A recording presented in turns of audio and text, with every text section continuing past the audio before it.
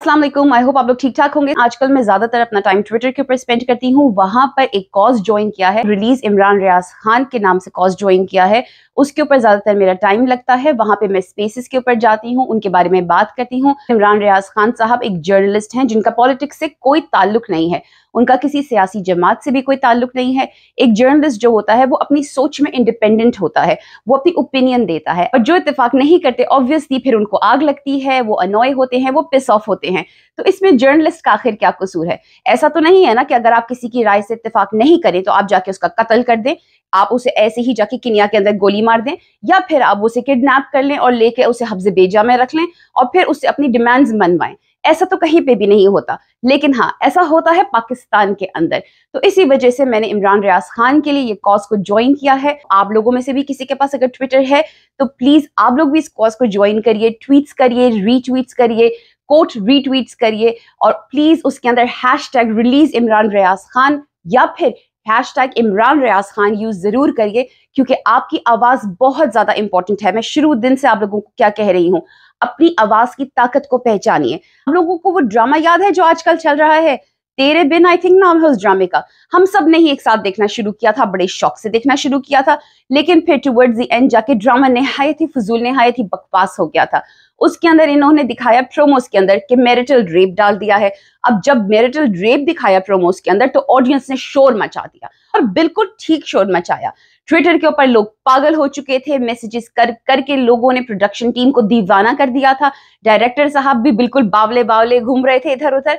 तो फिर क्या हुआ, आवाम की ताकत जो है वो रंग लेकर आई। तो कोई जरा सा भी सीन चेंज करना हो तो प्रोडक्शन का बहुत बड़ा नुकसान होता है। इन्होंने सब कुछ चेंज कर दिया। मैरिटल रेप ये दिखाना चाह रहे थे उसको कंप्लीटली निकाल दिया ड्रामे के अंदर से, यानी कि पूरा का पूरा सीन चेंज हो गया। सीन के साथ साथ आगे के सीन्स भी चेंज हो गए। जब आप लोगों ने एक साथ मिल के अपनी आवाज उठाई है तो उन्होंने पूरा का पूरा ड्रामा की एंडिंग चेंज कर दी, उन्होंने अपना पूरा थॉट प्रोसेस चेंज कर दिया। वो ड्रामा किसी और डायरेक्शन में लेकर जा रहे थे, लेकिन नहीं, ऑडियंस को वो डायरेक्शन कबूल ही नहीं थी। ऑडियंस खुल के बोली, उन्होंने कहा नहीं जी हमें ये कबूल नहीं है, हम ये नहीं एक्सेप्ट करते, आपको चेंज करना पड़ेगा।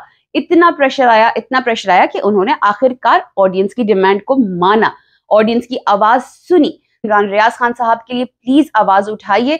वो सिर्फ एक जर्नलिस्ट ही नहीं है, एक बाप भी हैं। उनके 4 छोटे छोटे बच्चे हैं जो घर पे उनका इंतजार कर रहे हैं। अभी ही कुछ दिन पहले फादर्स डे गुजरा है। आप सब लोगों ने बड़े अच्छे से फादर्स डे मनाया होगा, अपने बाप को गले भी लगाया होगा, उनको गिफ्ट्स भी दिए होंगे और बहुत सारी खुशियां एक साथ जमा की होंगी। लेकिन आप लोगों ने सोचा उस छोटी सी फैमिली के बारे में कि उन पे क्या गुजर रही होगी? वहां पर इमरान रियाज खान साहब के वालिद भी हैं, वो भी एक बाप है। उनके सामने उनकी बेटी की औलाद थी, वो औलाद जिसकी आंखों में आंसू देख के उस दादा का क्या हाल हो रहा होगा। ये चीजें भी सोचा करें, इन चीजों के ऊपर जरा सा ध्यान दिया करें। पाकिस्तान में बहुत से ऐसे लोग हैं, बहुत से ऐसे जर्नलिस्ट हैं और बहुत से ऐसे यूट्यूबर्स हैं जिनको इससे कोई फर्क नहीं पड़ता कि उनका जमीर मुतमईन है या नहीं है। उनको हाँ ये जरूर फर्क पड़ता है कि उनके बैंक अकाउंट में कितने पैसे हैं। आप में से चंद लोग ऐसे हैं जो इनकी सनसनीखेज खबरों के मजे लेते हैं, और बाकी लोग ऐसे हैं जो कि सुन के इन पे लानतें बरसाते हैं, लेकिन लानतों का इन पे कोई असर नहीं होता।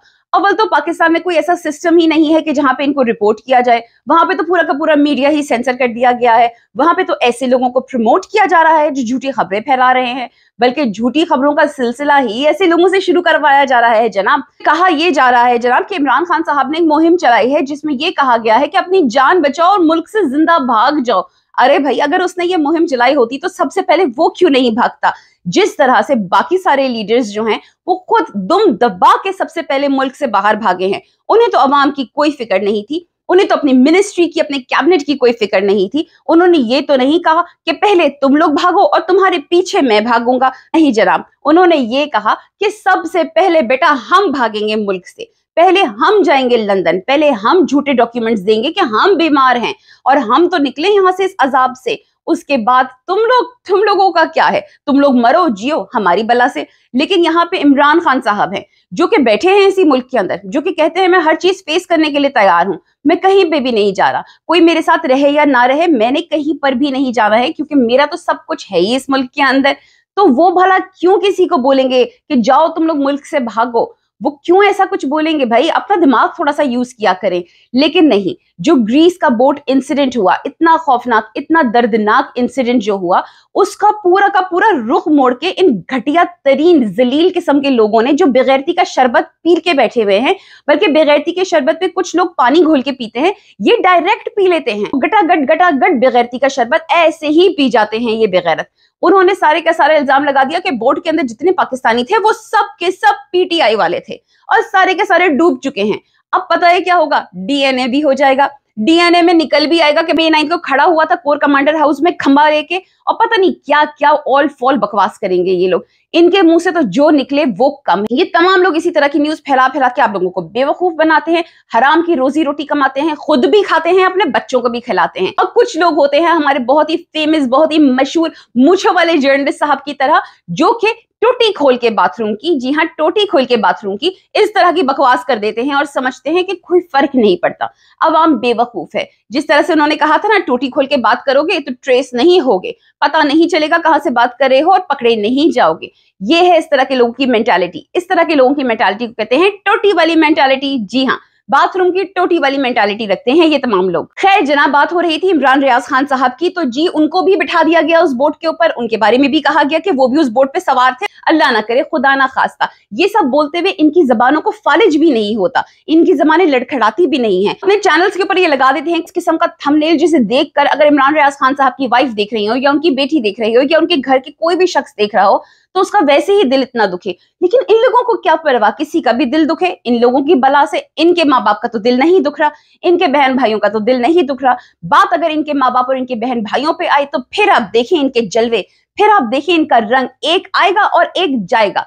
फिर देखिए कि इनकी अदाएं कैसे चेंज होती हैं, इनका लहजा कैसे चेंज होता है। अच्छा, कुछ लोग ऐसे भी हैं जो कि इमरान रियाज खान साहब को सपोर्ट करते हैं। अब उनकी क्या अदा है? वो आते हैं ट्विटर स्पेसेस के ऊपर, बहुत इनकॉग्निटो मोड के अंदर आते हैं और आके वो रिकॉर्डिंग कर लेते हैं। सबसे ज्यादा ऑन टारगेट इमरान रियाज खान साहब की बेगम होती हैं। वो जब बात करती हैं, अपनी बात शेयर करती हैं, तो ऑब्वियसली इमोशनल हुई होती हैं।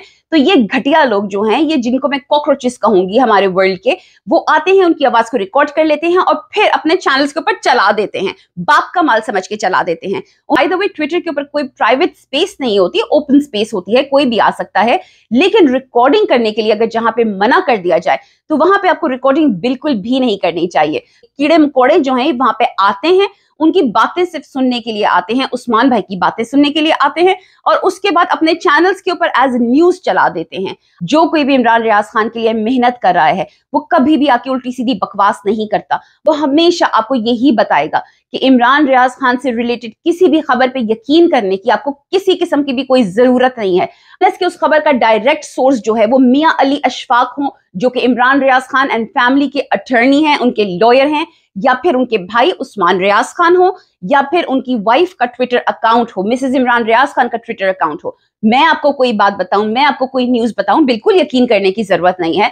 XYZ कोई भी यूट्यूबर आके, चाहे वो कितना भी क्रेडिबल हो, चाहे वो कितना ही बड़ा सहाफी हो, कितना ही बड़ा जर्नलिस्ट हो, या आप उसके कितने भी बड़े फैन हो, लेकिन आपको उसकी बात पे यकीन करने की किसी किस्म की भी कोई जरूरत नहीं है।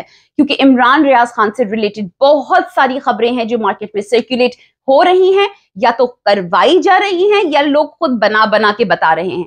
इसलिए प्लीज उस फैमिली का जरा एहसास करिए, उस शख्स का एहसास करिए जिसके 4 बच्चे हैं, जिन्होंने ये न्यूज देखनी है, सुननी है, और शायद वो सुनते भी होंगे और देखते भी होंगे आपके चैनल्स को, जो अपने आप को बहुत ज्यादा दिल और जिगर से कहती है कि हम इमरान रियाज खान के सपोर्टर हैं, हम इमरान खान के सपोर्टर हैं। मैं उनसे मुखातिब हूं कि आप लोगों के अंदर जरा सी भी अकल है, जरा सी भी डिसेंसी है, जरा सी भी ह्यूमैनिटी है, तो खुदा का वास्ता है, मार्केट में और बहुत सारी न्यूज है, आप हरीम शाह के ऊपर न्यूज कर लीजिए यार, आप लोग करते ही रहते हैं, उन पे न्यूज कर लीजिए, आप लोगों को ज्यादा ऑडियंस आएगी। इस मामले के अंदर थोड़े से बैकफुट पे आ जाइए और वो न्यूज बताया करिए जो उनके वकील साहब बोले, जो उनके वकील साहब या तो प्रेस टॉक के अंदर बोले, या फिर उनके वकील साहब अपने ट्विटर अकाउंट से जो न्यूज बताएं, आप सिर्फ वो न्यूज बताया करिए। क्योंकि यहां पर लोगों के जज्बात इन्वॉल्व हैं, लोगों से ज्यादा उनकी फैमिली के बारे में सोचा करें। इमरान रियाज खान की जगह आप होते, या अगर आपका सगा भाई होता, या आपका बाप होता, तो फिर आप मुझे बताइए, क्या आपके यूट्यूब के चैनल के ऊपर इसी तरह के थंबनेल्स लग रहे होते? क्या आप बैठ के इसी तरह से न्यूज दे रहे होते? 4 दिन आपके चैनल के ऊपर रेटिंग्स नहीं आएंगी तो क्या हो जाएगा? जमीन फट जाएगी। बाय द वे, आप सारे के सारे जिनसे मैं मुखातिब हूं वो माशाल्लाह से इतने अकम्पलिश्ड हैं, फेक न्यूज नहीं भी देंगे तब भी आपका चैनल चलेगा। अरे भाई, आप लोग तो अगर अपना माइक म्यूट करके सिर्फ अपना मुंह चला लें तब भी आप लोगों को दुआएं मिलेंगी, तब भी आप लोगों के ऊपर व्यूज ही व्यूज आते रहेंगे। इसका ये मतलब हुआ कि लोग आपको सुनते नहीं है, सिर्फ देखते हैं। लेकिन इसका ये भी मतलब हुआ कि माशाल्लाह से आप काफी ज्यादा अकम्पलिश्ड हैं। You've reached where you wanted to be, right? इस चीज को पॉजिटिव वे में यूटिलाइज करिए, अपनी ऑडियंस को मिसगाइड मत करिए सिर्फ चंद पैसों के लिए। उनको मिसगाइड करके अपने जमीर को मत बेचिए, क्योंकि यहाँ पर ऐसे लोग हैं, मुझ जैसे लोग हैं जो आपकी असलियत पहचानते हैं। जब हम देखते हैं आप लोगों को इस तरह की बोंगियां मारते हुए, जहां पे आप बिल्ली को ग्राइंडर के अंदर डाल के ग्राइंडर चला देते हैं, किसी किस्म की कोई रिसर्च नहीं करते, एमी जो मुंह में आता है बकवास कर देते हैं, हम भी ये बैठ के बोल रहे होते हैं कि नहीं नहीं नहीं नहीं, ये सहाफी नहीं है। आप लोगों की इन झूठी बातों की पकड़ अगर इस दुनिया में ना हुई तो आखिरत में तो जरूर ही होगी। कुछ अरसे पहले ट्विटर स्पेस के ऊपर मेरी बात हुई नजर चौहान साहब से। वहां पे वो बता रहे थे कि उनके घर FBI एजेंट्स आए, उन्होंने उन FBI एजेंट्स को बाकायदा अपने बैकयार्ड के अंदर बुलाया, इन्वाइट किया, बिठाया। मुझे जब माइक मिला तो मैंने उनसे ये कहा, जो कि मैं आप लोगों को भी ये कहना चाहूंगी, कि अगर ओवरसीज पाकिस्तानीज आप लोगों के घर किसी किस्म का भी कोई लॉ इन्फोर्समेंट का एजेंट आता है, कोई पुलिस वाला आता है, कोई FBI एजेंट आता है, आपके ऊपर फर्ज नहीं है कि आप किसी से भी बात करें। आप उनसे कह सकते हैं कि जनाब मैं आपसे बात नहीं करना चाहता, मैं जब बात करूंगा जब मेरे पास मेरा अटर्नी प्रेजेंट होगा, जब मेरे पास मेरा वकील प्रेजेंट होगा, मैं तब आपसे बात करूंगा। और दूसरा ये, आपके घर के अंदर बगैर वारंट के तो कोई घुस ही नहीं सकता। आ सकते हैं, ट्राई कर सकते हैं। वो आप अपने आप को बहुत बड़ी कोई तो चीज समझते हैं तो आप ये जरूर करेंगे कि आइए जी आइए मेरे बैकयार्ड के अंदर बैठ जाइए। क्यों भाई, आपने ऐसा क्यों किया? आप उनसे वहीं पे कहते हैं, you know what, stop right there, warrant है या नहीं है आपके पास? और अगर वारंट नहीं है तो फिर आई एम सॉरी, आप मेरे घर के अंदर नहीं आ सकते। और अगर आपने मुझसे बात करनी है तो ठीक है, हम बात कर लेंगे, किसी और जगह बात कर लेंगे, किसी और लोकेशन पे बात कर लेंगे, स्टारबक्स पे बात कर लेंगे, टिम हॉर्टन्स पे बात कर लेंगे, लेकिन तब मेरे साथ मेरा वकील जरूर प्रेजेंट होगा। अच्छा, मैंने जब ये बात बताई तो मिस्टर चौहान ने मुझे बताया कि वो लॉ का उनको बहुत पता है, उनको लॉ के बारे में बड़ा इल्म है। मैं इस चीज की बहुत इज्जत करती हूँ, रिस्पेक्ट करती हूँ। उम्र में मुझसे बहुत बड़े हैं, जाहिर एक्सपीरियंस भी बहुत ज्यादा होगा। तेरा और उनका कहीं पे भी कोई कंपैरिजन है ही नहीं, बिल्कुल भी नहीं है।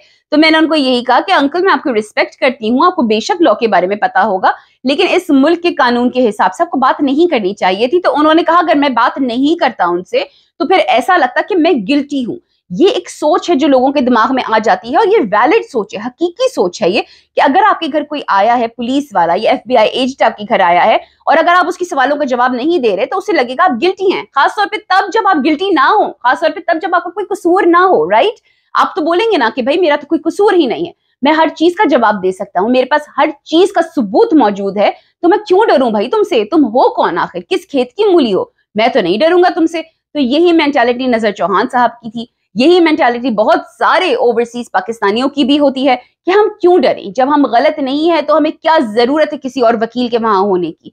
लेकिन यहाँ पे आप लोग गलत हैं। आपको अंदाजा नहीं है कि आप लोगों के अल्फाजों को पकड़ के मोड़ा तोड़ा जा सकता है। आप लोगों का हर अल्फाज जो आप इनके सामने बोलेंगे वो रिकॉर्ड पे जा रहा होता है, वो रिकॉर्ड किया जा रहा होता है। और अगर आपके खिलाफ कोई कार्रवाई शुरू होती है, अगर तो शुरू होती है, तो आपने जो जो बातें की हैं, अकेले में की हैं, वो सब आपके अगेंस्ट यूज होंगी, उन सब को आपके अगेंस्ट यूज किया जाएगा। तो इसीलिए सिर्फ अपने आप को प्रोटेक्ट करने के लिए, अपने राइट्स को प्रोटेक्ट करने के लिए वकील वहां पे जरूर रखिए। तो इसलिए कानून असलियत में जानना बहुत ज्यादा जरूरी है, अपने राइट्स जानना बहुत ज्यादा जरूरी है। और जिस किसी को अपने राइट्स नहीं पता, जो कि आम इंसान है, उसके लिए ये सिर्फ जानना बहुत जरूरी है कि आपके लिए कोई मजबूरी नहीं है किसी भी लॉ इन्फोर्समेंट एजेंट से बात करने की। आप मुझे ट्विटर पे भी फॉलो कर सकते हैं, मेरी ID ट्विटर की मौजूद है, अगर जिसके पास नहीं है वो मुझसे मांग सकता है, मैं उसको बेशक दे दूंगी। मैं वहां पे रोजाना ट्वीट्स करती हूँ, रीट्वीट्स करती हूँ, आप उसको रीट्वीट कर सकते हैं अगर आपने अपनी तरफ से कोई कंटेंट नहीं बनाना है तो।